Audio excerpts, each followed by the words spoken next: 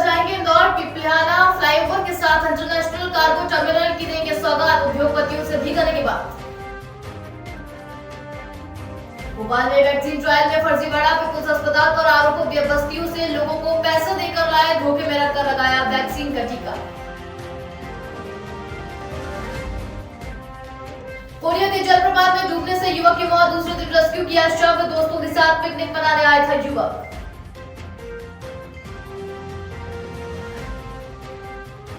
ग्वालियर में बड़े आरोपी गिरोह का खुलासा, बीमा कंपनी के मैनेजर से महिला ने लिफ्ट मांगने के बहाने किया था अगवा, पुलिस ने 2 बदमाशों को किया गिरफ्तार। और झालावाड़ जिले के जयपुर हेडक्वार्टर में 2 ड्रोन कैमरे की सौगात, 2 किलोमीटर तक की जा सकती है निगरानी, अस्पतालों पर कसेगा कानून का शिकंजा।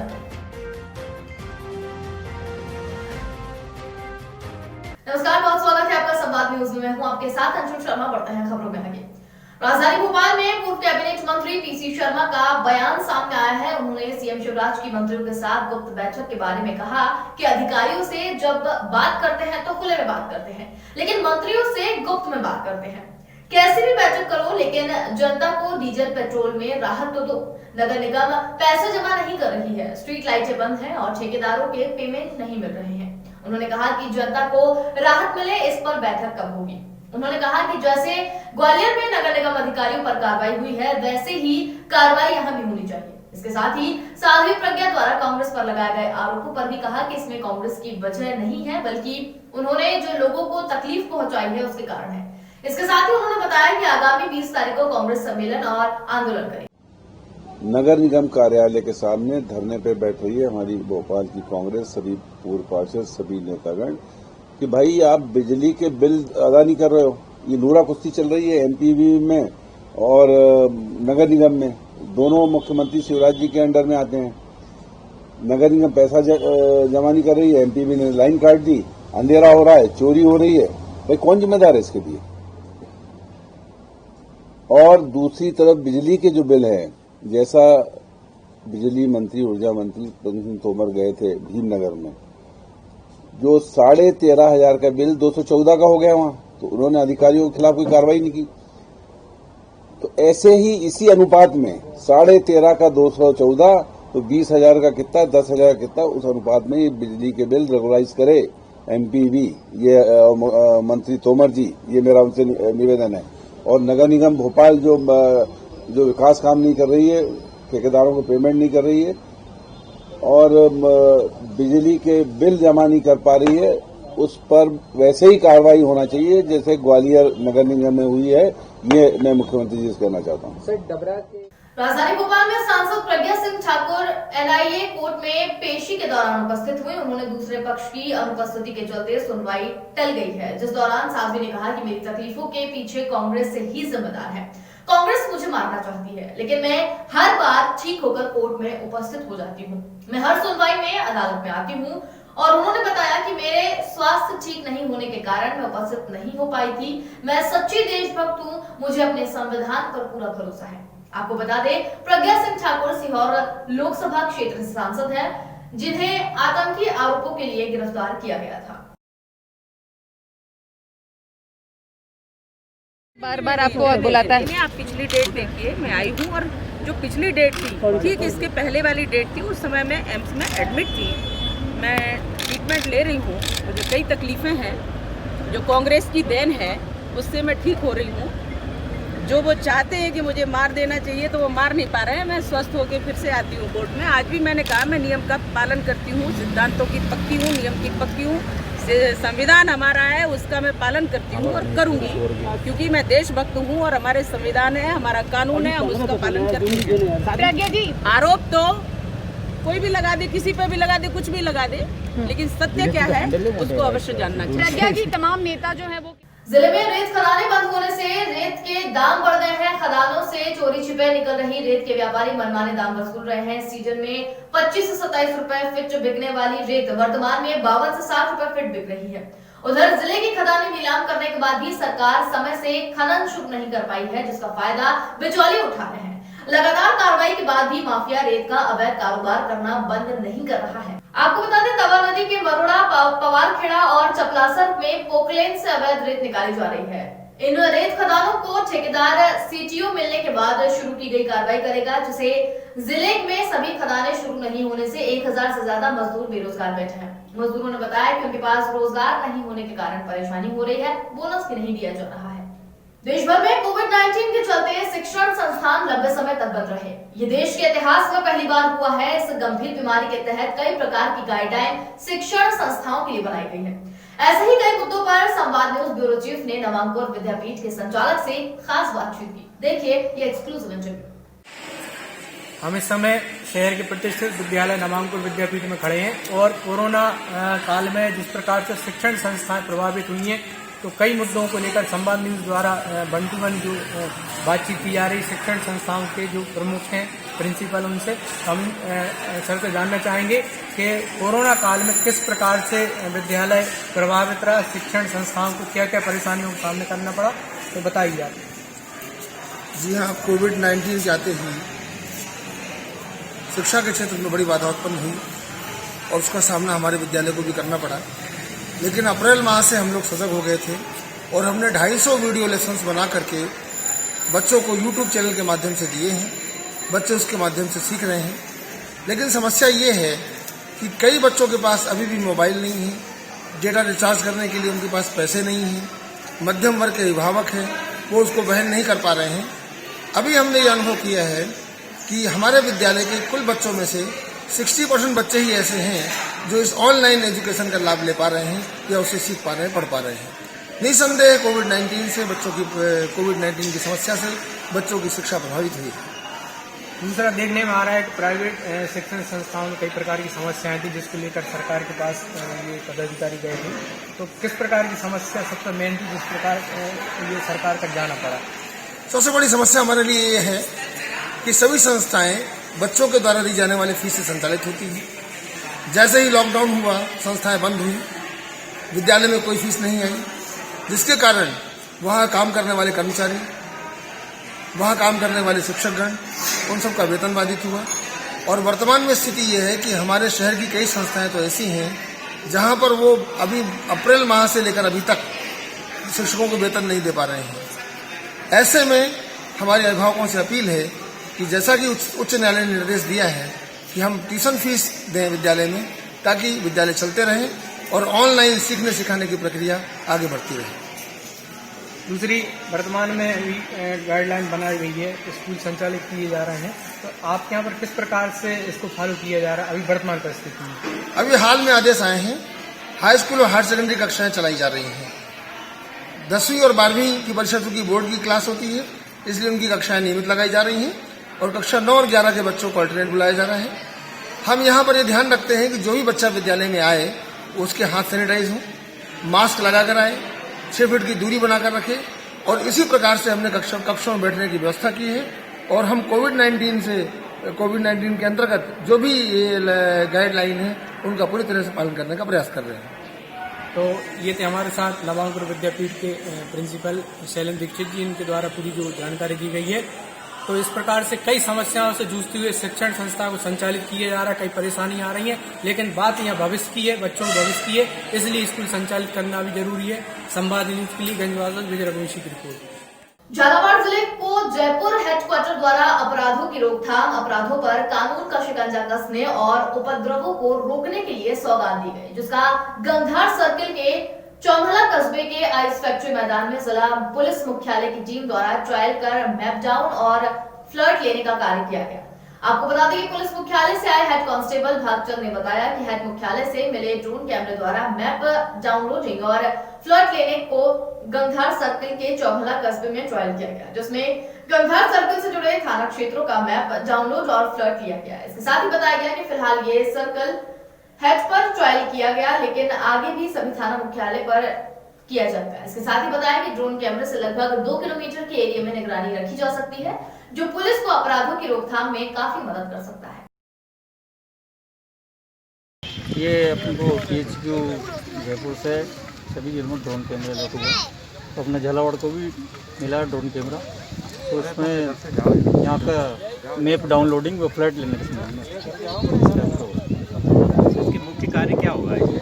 मुख्य कार्य इसमें जैसे लॉ एंड ऑर्डर वगैरह में इसको हम लेना पुलिस के लिए अभी हमने व्रत मुख्यालय के जो थाना है उनका चयन किया है। आगे से सभी जिला इसमें थाना मुख्यालय का। गिरोह के मेंबर उन्हें दबोच कर फिरौती वसूलते थे। मैनेजर का भी अपहरण इसी मकसद से किया गया था। दरअसल शहर के निवासी को कुछ दिन पहले मुरैना के गिरोह ने अगवा किया था। बदमाश कई दिन से उसकी रैकी कर रहे थे। बदमाशों ने पहले उसका मोबाइल नंबर हासिल किया, फिर गिरोह की महिला सदस्य उस पर कई दिनों से लगातार फोन करती रही। 30 दिसंबर की रात को हरिकिशन ऑफिस से घर जाने के लिए निकले, तब इस महिला ने उन्हें फोन कर मिलने के लिए गोला मंदिर का चौराहे पर बुलाया। महिला से मिलने के लिए वो पहुंचे तो गिरोह के बाकी सदस्य भी आसपास छिपे हुए थे। महिला को कार में बैठने के लिए हरिकिशन ने जब कार का गेट खोला तो महिला के बैठते ही गिरोह के बाकी सदस्य कार में घुस गए और उन्हें अगवा कर लिया। वहीं अपहरण की सूचना मिलते ही पुलिस ने पीछा की तो कार का एक्सीडेंट हो गया और गिरोह के सभी सदस्य फरार हो गए थे और फरियादी ने थाने पहुंचकर अपनी शिकायत दर्ज कराई, जिसकी पुलिस तलाश में जुटी है। तभी पुलिस को सूचना मिली कि अपहरण में शामिल 2 लोग देखे गए हैं, जिनकी घेराबंदी कर पुलिस ने उन्हें घर दबोचा। लेकिन इस अपहरण में शामिल महिला और एक पुरुष अभी भी फरार है। वहीं पुलिस को पूछताछ में पकड़े गए आरोपियों ने बताया कि वे वाहन चोर का धंधा करते हैं, लेकिन ज्यादा पैसे कमाने के लिए वो लोगों का अपहरण करने लगे। फिलहाल पुलिस ने दोनों आरोपियों को गिरफ्तार कर गिरोह के 2 सदस्यों की तलाश शुरू कर दी है। 30 तारीख को फरियादी था, वो सिटी सेंटर से जा रहा था दीनदयाल नगर तरफ, तो अपने मेला ग्राउंड के आसपास उसका अपहरण कर लिया गया था। जो बाद में एक्सीडेंट हो गया था तो वो अपहरण करने वाले भाग गए थे। उसके बाद में पूरी विवेचना की श्रीमान पुलिस अधीक्षक महोदय द्वारा निर्देशन दिए गए तो थाना प्रभारी उनकी टीम ने तत्परता से 2 मुलजिमों को पकड़ लिया है। इनको जुडिशियल रिमांड भेजा गया है और शीर्ष विवेचना जारी है अभी। तो सभी महिला का भी साथ? हाँ, एक महिला का भी नाम आ रहा है। महिला की गिरफ्तारी होगी? नहीं, अभी नहीं।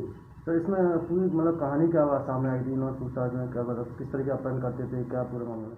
पूर्व मंत्री जीतू पटवारी का बड़ा बयान सामने आया है। भाजपा पर निशाना साधते हुए उन्होंने कहा कि 60 किसानों ने बलिदान दिया, लेकिन केंद्र सरकार टस से मस नहीं हुई। इतिहास के पन्नों में काले अक्षरों से 3 काले कानून लिखे जाएंगे। इसके साथ ही कहा कि कमलनाथ ने यह निर्णय लिया है कि लगातार पूरे प्रदेश में जन आंदोलन होंगे। किसानों के समर्थन में कांग्रेस पार्टी प्रदेश में और देश की राजधानी में लाखों की संख्या में किसानों को इकट्ठा करेगी। भाजपा का आरोप लगाना कि कृषि बिल के खिलाफ कांग्रेस आंदोलन कर रही है, ये गलत है। हम सिर्फ किसानों के साथ हैं, उनके समर्थन में खड़े हैं। ये आंदोलन किसानों का ही है।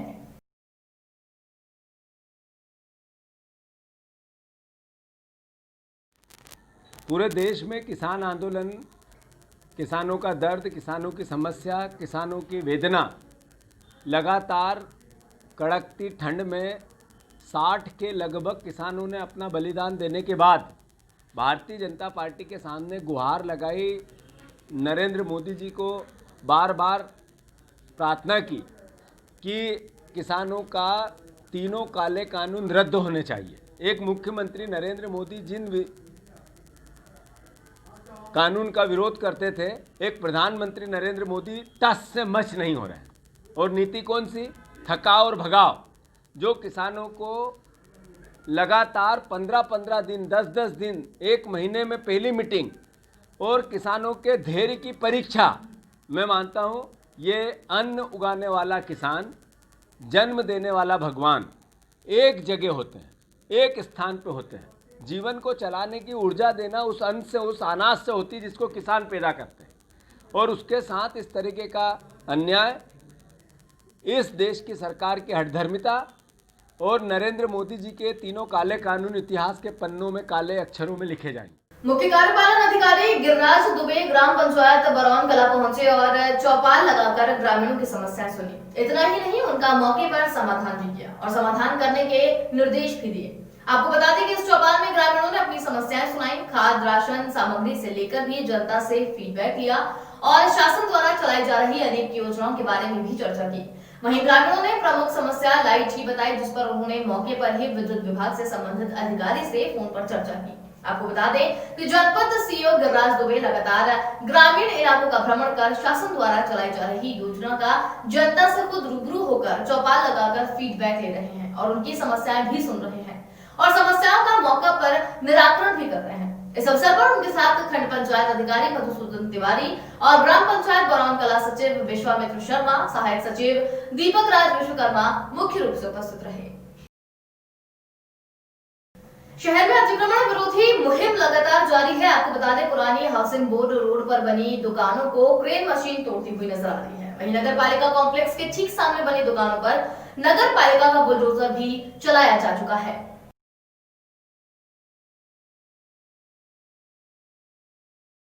सिंगरौली जिले के सराय पुलिस ने 2 अलग-अलग जगहों से 2 व्यक्तियों से 19 किलो से ज्यादा गांजा जब्त किया है। दरअसल सराय थाना प्रभारी संतोष तिवारी ने बताया कि सिंगरौली पुलिस अधीक्षक वीरेंद्र सिंह द्वारा मादक पदार्थों के व्यवसाय करने वालों पर अंकुश लगाने के लिए दिए गए निर्देश का पालन करते हुए की कार्रवाई की गई है।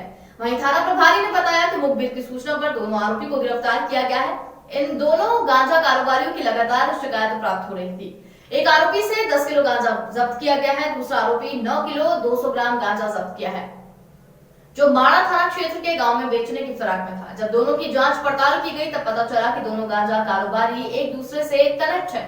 दोनों गांजा कारोबारियों को गिरफ्तार कर एनडीपीएस एक्ट के तहत कार्रवाई की जा रही है। उस सूचना पर से दूसरी हमारी टीम जो है उसको रेड करी तो दूसरा एक व्यक्ति मोहित दुबे उम्र 22 वर्ष ये पकड़ में आया, जिसके पास 9 किलो 200 ग्राम गांजा बरामद हुआ है। और ऐसा पता चला है कि ये व्यक्ति सब एक दूसरे से कनेक्टेड हैं और यहाँ से लेकर ये गांजा गढ़ाखाड़ में, और गढ़ाखाड़ जो माड़ा थाना क्षेत्र के बधौरा के पास पड़ता है, और बंजारी में जो हमारे निवास चौक के अंतर्गत थाना सराई का एक गांव है उधर, और कई जगह पर ऐसे ये लोग सप्लाई करते रहे, जिस पर विवेचना की जा रही है और उन सब के सूत्र जो है वो किए जाएंगे और इन पे खिलाफ कार्रवाई की जाएगी। प्रदेश के पूर्व अध्यक्ष अरुण यादव ने मीडिया से बातचीत के दौरान निकाय चुनाव को लेकर एक बड़ा बयान दिया है। उन्होंने कहा कि पार्टी इस बार युवाओं को मौका देने जा रही है, इसके लिए 40 से ज्यादा उम्र के लोगों को टिकट नहीं दिया जाएगा ताकि ज्यादा से ज्यादा युवा पार्टी से जुड़ सके। इसके साथ ही किसान कानून पर मोदी सरकार पर निशाना साधते हुए कहा कि तीनों कृषि कानून के तहत किसानों को मोदी सरकार गिरवी रखने का काम कर रही है। वहीं प्रदेश युवा कांग्रेस के प्रदेशाध्यक्ष ने युवाओं को मौका देने का समर्थन किया और विदिशा विधायक ने आत्मनिर्भर भारत पर कहा कि पहले से ही भारत आत्मनिर्भर है, भाजपा तो लोगों को बरगलाने का काम कर रही है। दरअसल सिरोंज में किसान आंदोलन में शामिल होने जा रहे अरुण यादव ने महानीम चौराहे पर मीडिया से बातचीत के दौरान ये बयान दिया। ये देश के अन्नदाताओं के साथ जो एक मजाक केंद्र की सरकार कर रही है और हमारी खेती को चुनिंदा देश के उद्योगपतियों के यहाँ गिरवी रखने का जो एजेंडा नरेंद्र मोदी की सरकार ने देश में बनाया है, उसके तहत देख रहे हैं पिछले 35 दिनों से हमारा देश का अन्नदाता दिल्ली में डेरा डाला हुआ है। जो काला कानून भारतीय जनता पार्टी की सरकार ने बनाया है, उसके विरोध में समूचा देश का अन्नदाता सड़क पर है। मध्य प्रदेश में भी कांग्रेस पार्टी ने अपना पूर्ण समर्थन इस आंदोलन को दिया है। उसी संदर्भ में आज हमने सिरोंज में कार्यक्रम रखा है, जिसमें हमारे सभी साथी आप देख रहे हैं साथ में मेरे आए हैं। विक्रांत भूरिया जी हमारे युवा अध्यक्ष वो भी हैं, जयवर्धन भी हमको मिलेंगे, विधायक महोदय हैं, सभी जिलाध्यक्ष जी, सभी साथी आज इस आंदोलन में हम भाग लेंगे। और हमारी क्रमवार 7 तारीख से 14 तारीख तक समूचे प्रदेश के ब्लॉक और ज़िला स्तर पर कांग्रेस पार्टी इस आंदोलन को करेगी किसानों के पक्ष में। आपने सवाल पूछा है, मुझे ऐसा नहीं बोलना चाहिए। आत्मनिर्भर भारत जिस दिन से भारत का जन्म हुआ है उस दिन से है।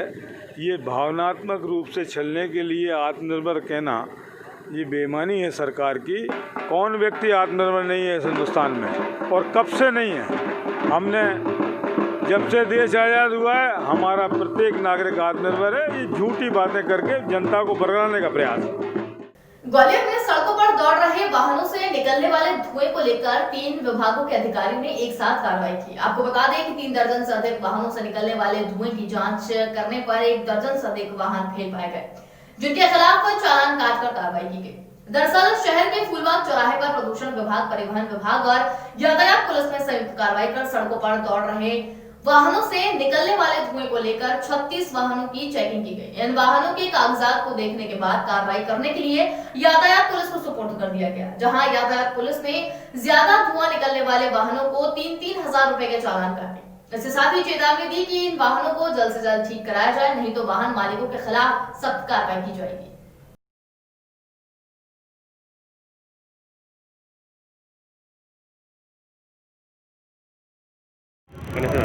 Pollution control board, DSP traffic और आरटीओ की संयुक्त वाहन जांच कार्यक्रम किया गया है।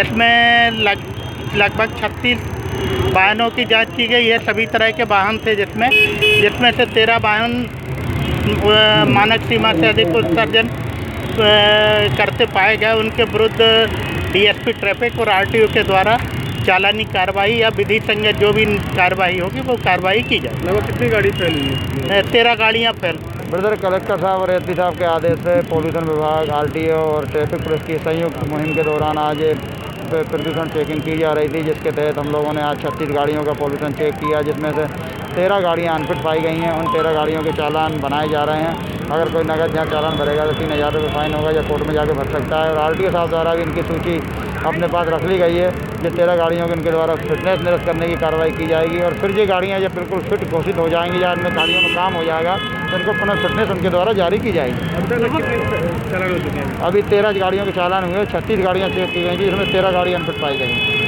कमी क्या पाई जा रही है? कमी क्या, पोल्यूशन एक क्षमता से अधिक होता है। 70% से ज़्यादा अगर पोल्यूशन आ रहा है तो ये फेल गाड़ी मान लिया 70 से कम होता है तो छोड़ दी जाती है। बड़वानी में श्री वैष्णव बैरागी समाज का प्रथम व ऐतिहासिक स्नेह मिलन समारोह आयोजित किया गया। इसमें बड़ी संख्या में उपस्थित समाज जनों में राष्ट्रीय अध्यक्ष महेश बैरागी और राष्ट्रीय कवि जानी बैरागी भी उपस्थित रहे।